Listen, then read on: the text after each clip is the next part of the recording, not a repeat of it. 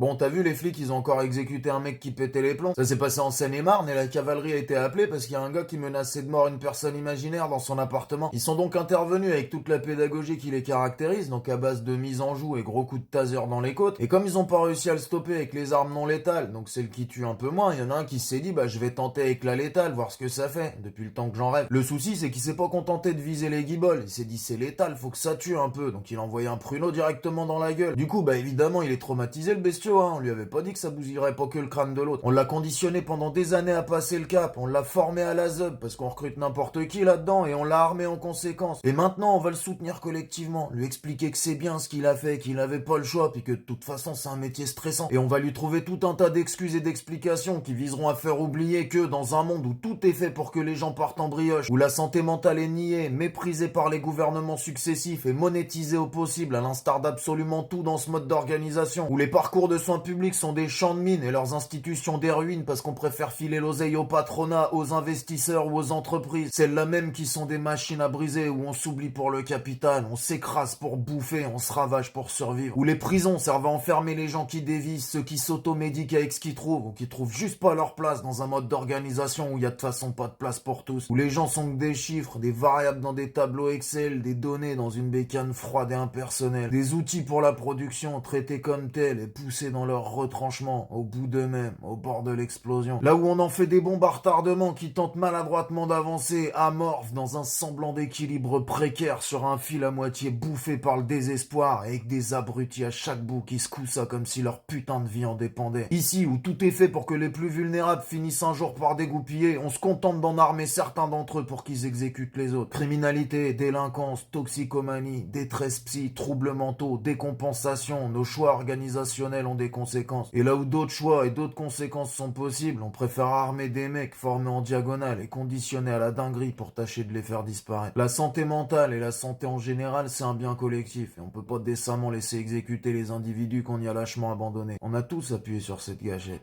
C'est bien la preuve qu'on est foutu de faire un truc ensemble. Maintenant, va falloir faire mieux.